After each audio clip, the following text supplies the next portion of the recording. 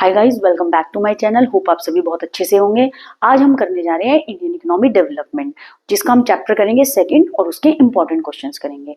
आप मेरे साथ इन क्वेश्चंस को जरूर करना, बोर्ड एग्जाम में ये क्वेश्चन बहुत इंपॉर्टेंट है। ठीक है बेटा, देखिए देखिए बेटे, goals of 5 year plans. Goals of 5 year plan में आप सिर्फ याद रखना जेम्स। ठीक है, गोल्स ऑफ 5 ईयर प्लान्स में आप याद रखना James. Growth, E stand for equity, M stand for modernization and S stands for self-reliance. ठीक है, that is self-dependent. तो देखिए, the first 5 year plan was launched for a period starting from 1st April that is 1951 and ending on 31st March that is 1956.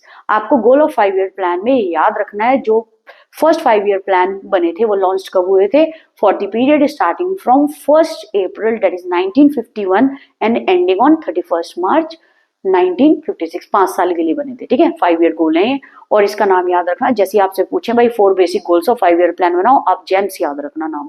ठीक है, G stand for growth, E stand for equity, very easy. ठीक है, M stand for modernisation, S stand for self reliance. ठीक है, अब मैं आपको ये एक्सप्लेन करूंगी। देखिए, पहले है आपका the basic goal of 5 year plan. देखिए, the basic goal of 5 year plan, सबसे पहला पॉइंट है हमारा जीडीपी ग्रोथ। ठीक है, हम अच्छा पहले बेटा मैंने कहीं वीडियोस में मैक्रो में भी बताया व्हाट इज जीडीपी। कि जीडीपी क्या होता है, ग्रॉस डोमेस्टिक प्रोडक्ट। ठीक है, ग्रॉस डोमेस्टिक प्रोडक्ट का मतलब क्या चीज होगा, हम कैसे बताएंगे हमारी जीडीपी इकोनॉमी की ग्रो कर रही है। जीडीपी का मतलब ये होता है जब एक साल के अंदर गुड्स एंड सर्विसेज बन रहे हैं और कितने लोग उसको परचेज कर रहे हैं। अगर वो गुड्स एंड सर्विसेज सारे बिक गए, डेट मीन्स हमारी जीडीपी ग्रो कर रही है, बहुत अच्छा ग्रो कर रही है। अगर हमारे गुड्स एंड सर्विसेज प्रोड्यूस करे और लोग उसको बाय नहीं कर रहे हैं, डेट मीन्स हमारी जीडीपी लो है। ठीक है, अब जीडीपी ग्रोथ के लिए क्या होगा, increase in GDP shows increase in the level of output, जो कि मैंने अभी आपको बताया है। जीडीपी अगर इंक्रीज कर रही है तो दैट मीन्स क्वांटिटी या आउटपुट ज्यादा से ज्यादा मार्केट में क्या हो रहा है, लोग परचेज कर रहे हैं। ठीक है, it shows an increase in the flow of goods and services. जब क्वांटिटी ज्यादा बन रही है तो क्या चीज हो रहा है, increase in the flow of goods and services. Goods and services बहुत ज्यादा बन रहा है, क्योंकि जीडीपी ग्रोथ का मतलब ही बेटे ये है, जीडीपी ग्रोथ का मतलब ही ये है हमारे गुड्स एंड सर्विसेज का फ्लो बहुत ज्यादा इकोनॉमी में और लोग उसको ज्यादा से ज्यादा परचेज कर रहे हैं इकोनॉमी के अंदर। ठीक है, it's growth is for a long period of time. It growth is for a long period of time. That is called what? Economic growth. ये बात बोल रहे हैं जब लॉन्ग पीरियड तक आपकी जीडीपी ग्रो कर रही है, that means goods and services ज्यादा से ज्यादा बन रहे हैं, लोग ज्यादा से ज्यादा उसको बाय कर रहे हैं, तो दैट मीन्स क्या चीज है, हमारी इकोनॉमी ग्रो कर रही है। Thus GDP growth leads to loads नहीं leads to what, economic growth. Thus क्या होगा, आपका जीडीपी अगर ग्रो कर रही है तो हमारी इकोनॉमी भी क्या कर रही है, ग्रो। हमारी इकोनॉमी की भी ग्रोथ हो रही है, क्योंकि इकोनॉमी के अंदर ज्यादा से ज्यादा प्रॉफिट हो रहा है, पैसा आ रहा है, लोग ज्यादा से ज्यादा गुड्स एंड सर्विसेज बाय कर रहे हैं, प्रोडक्शन ज्यादा हो रहा है, flow of goods and services ज्यादा से ज्यादा हो रहा है। दैट मीन्स हमारी जीडीपी ग्रो कर रही है, जिसका रिजल्ट क्या होगा, हमारी इकोनॉमी भी ग्रो कर रही है। अब है मॉडर्नाइजेशन। आपने वर्ड मॉडर्नाइजेशन सुना भी होगा। मॉडर्नाइजेशन का मतलब क्या होता है, updation and adoption of modern technology. ये बात बोल रहे हैं मॉडर्नाइजेशन का मतलब क्या है, it refers to update and adoption of modern technology in the process of growth. ये बात बोल रहे हैं ग्रोथ के प्रोसेस में क्या यूज करना, मॉडर्न टेक्नोलॉजी का यूज करना। ठीक है, एडॉप्शन ऑफ न्यू टेक्नोलॉजी का मतलब क्या है, modernisation aims to increase the production of goods and services. बेटा एक बात याद रखना, जब भी टेक्नोलॉजी की बात आती है इसका मतलब है मशीन जिसकी हेल्प से गुड्स एंड सर्विसेज बन रहे हैं उनको अपग्रेड करना, ताकि हम quality of goods and services बना सकें। ठीक है, तो बोल रहे modernisation aims to increase the production of goods and services. Modernisation का मतलब ही क्या होगा, अपनी टेक्नोलॉजी को इस तरह से अपग्रेड करना ताकि हम ज्यादा से ज्यादा गुड्स एंड सर्विसेज बना सकें through the use of new technology के थ्रू। ठीक है, न्यू टेक्नोलॉजी से ज्यादा गुड्स एंड सर्विसेज बना सके। For example, a factory can increase output by using a new type of machine, जो कि मैंने अभी आपको बताया टेक्नोलॉजी का मतलब मशीन होता है। जैसे example, a factory can increase output, कोई भी फैक्ट्री अपना आउटपुट यानी क्वांटिटी गुड्स एंड सर्विसेज का कैसे इंक्रीज करेगी, जब वो ज्यादा से ज्यादा यूज करेगी मॉडर्न टेक्नोलॉजी यानी न्यू टाइप ऑफ मशीन। ठीक है, समझ गए बेटा। अब मॉडर्नाइजेशन हमारा दो पार्ट में डिवाइडेड है, एक तो है एडॉप्शन ऑफ न्यू टेक्नोलॉजी, दूसरा क्या है, change in social outlook, social outlook का मतलब है सोसाइटी की तरफ चेंज लेके आना उस, ठीक है, कैसे मैं बताती हूँ, सोसाइटी में चेंज लेके आना कैसे। Modernisation also requires change in the social outlook, ठीक है।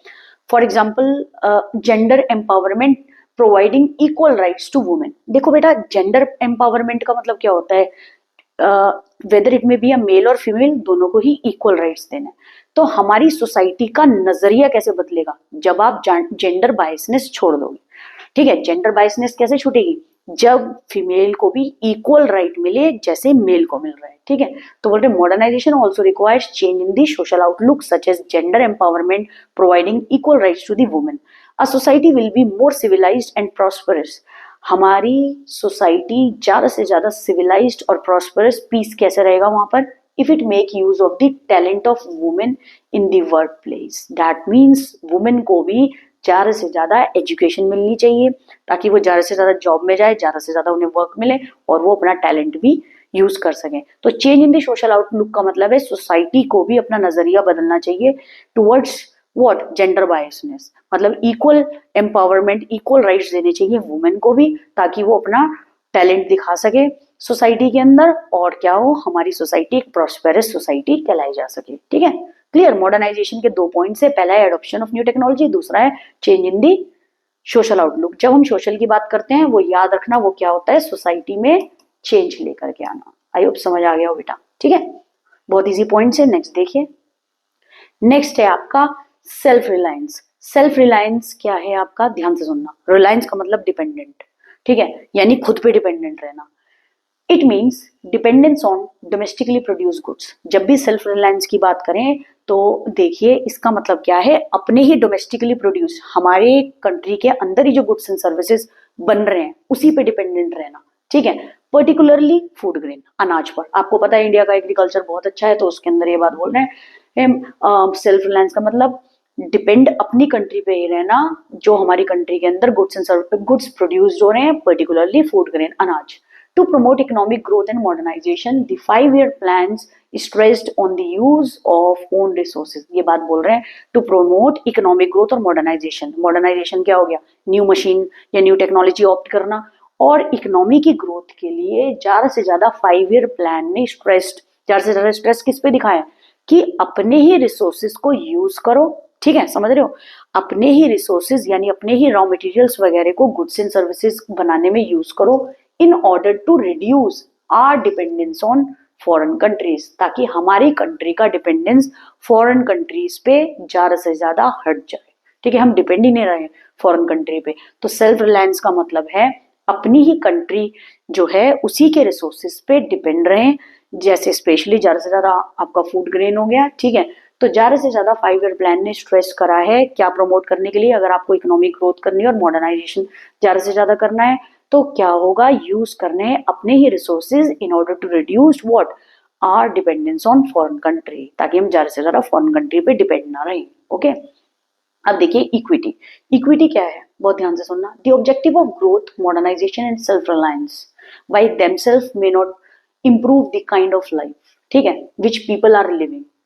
Economic growth would become a meaningless exercise if the benefits of the growth goes to the only handful of people in the society. अब इस line को बहुत ध्यान से समझना मैं क्या बता रही हूँ। इक्विटी का मतलब होता है equity right to every citizen of the country, whether it may be a rich poor, ठीक है, रिच हो पुअर हो मीडियम क्लास हो। तो ये बात बोल रहे हैं the objective of growth, modernisation, self dependence by themselves may not improve the kind of life which people are living. इन सब ने, ऑब्जेक्टिव ऑफ ग्रोथ हो गया, मॉडर्नाइजेशन हो गया, सेल्फ डिपेंडेंस हो गया, इसने काइंड ऑफ लाइफ जो लोग जी रहे हैं इसने सब चीज इंप्रूव नहीं कर दी। ये बोल रहे हैं इकोनॉमिक ग्रोथ बेकार जाएगी अगर ज्यादा से ज्यादा बेनिफिट ऑफ ग्रोथ किसके हाथ में जाए, जिनके हाथ पहले से ही भरे हुए हैं। दैट मीन्स रिच पीपल के हाथ में जाए। हैंडफुल का मतलब है जिनके पास ऑलरेडी रिच है, ऑलरेडी पैसा है। तो इक्विटी का मतलब है equal treatment to all the society of the, to all the section of the society, whether it may be a rich, poor or middle। तो ये बोल रहे हैं objective growth, modernisation, self dependence सब बेकार है अगर इकोनॉमिक ग्रोथ किसके हाथ में जाए, किसके हाथ में जाए, handful of people in the society जो ऑलरेडी ही रिच हैं, ठीक है। तो कहने का मतलब ये है ज्यादा से ज्यादा जॉब वगैरह पुअर वगैरह को भी मिलनी चाहिए, ठीक है, मिडिल वालों को भी मिलनी चाहिए, मतलब equal treatment to all the section के साथ होना चाहिए, ठीक है। हैंडफुल पीपल के लिए ही बेनिफिट ऑफ ग्रोथ नहीं होना चाहिए, रिच पुअर मिडिल तीनों के लिए होना चाहिए, ठीक है, बैलेंस करके। आगे देखिए बेटे, तो जेम्स को बहुत अच्छे से याद रखना, बोर्ड एग्जाम के लिए 100% ये क्वेश्चन बहुत इंपॉर्टेंट है, बहुत अच्छे से करना। गोल ऑफ 5 ईयर प्लान, ठीक है बेटा। नेक्स्ट देखें, नेक्स्ट है आपका इंडस्ट्रियल पॉलिसी रेजोल्यूशन 1956, ठीक है, याद रखना, डेट जरूर याद रखना, इंडस्ट्रियल पॉलिसी रेजोल्यूशन 1956। ये क्या है देखिए, industrial policy is a comprehensive package of policy, policy होते हैं rules and regulation which measures what, which measures or covers issues connected with different industrial enterprises of the country. Industrial policy एक comprehensive package है जिसके of policy जिसके अंदर हम measure करते हैं और cover करते हैं issues जानते हो ना, problems याद रखना, connected with problems connected with different industrial enterprises जो हमारी कंट्री के अंदर है। देखिए, industrial policy is essential, essential मतलब जरूरी, for devising various procedures principles rules and regulations for controlling industrial enterprises of the country. ये बात बोल रहे हैं, इंडस्ट्रियल पॉलिसी बहुत जरूरी है कि वो यूज करे कुछ प्रोसीजर यानी method, principles rules and regulations, ठीक है, जो लिखा हुआ भी है, for controlling industrial enterprises of the country. ये बात बोल रहे हैं, इंडस्ट्रियल पॉलिसी बहुत ज्यादा जरूरी है हमारी कंट्री के लिए, मेथड यूज करने के लिए, principal rules and regulation use करने के लिए, ताकि हम कंट्रोल कर सके industrial enterprises of the country. जैसे आफ्टर द इंडस्ट्रियल पॉलिसी 1948, जो इंडस्ट्रियल पॉलिसी बनी थी 1948 में, Indian economy had to face a series of economic और पॉलिटिकल चेंजेस। 1948 के बाद इंडियन इकोनॉमी को वेरियस क्या फेस करना पड़ा था, इकोनॉमिक और political changes which necessitated the need for a fresh industrial policy for the country. जो जरूरी क्या रखता था कि इंडस्ट्रियल पॉलिसी, एक फ्रेश इंडस्ट्रियल पॉलिसी हमारी कंट्री के लिए बने। तो 30 अप्रैल 1956 में a second industrial policy resolution was adopted in India. पहला कब था, 1948 के बाद Indian economy had to face a series of economic political changes. तो ये बात बोल रहे हैं आपका 30 अप्रैल 1956 में a second industrial resolution adopted in India, India के अंदर अडॉप्टेड किया गया, which also formed the basis of second 5 year plan. क्या बनाया उन्होंने, second 5 year plan.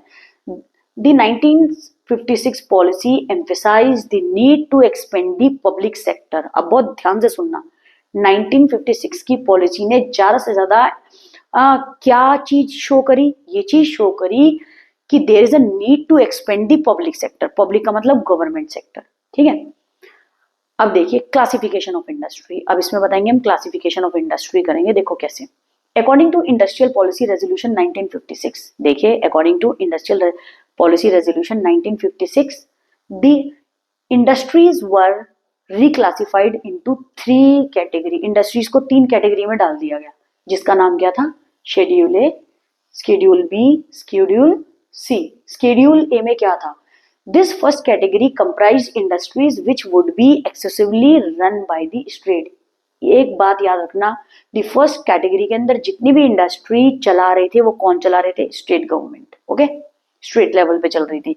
In this schedule 17 industries were included like arms and ammunition, ठीक है, atomic energy, heavy and core industries, aircraft, oil, railway, shipping etcetera, ठीक है। बहुत ध्यान से सुनना, फर्स्ट कैटेगरी के अंदर इंडस्ट्रीज को जो चला रहा था वो स्टेट गवर्नमेंट चला रही थी, जिसके अंदर 17 इंडस्ट्रीज इंक्लूड करी गई थी। आर्म्स एंड एम्यूनेशन का मतलब होता है गन्स वगैरह यूज करना, एटॉमिक एनर्जी बम्स वगैरह बनाना।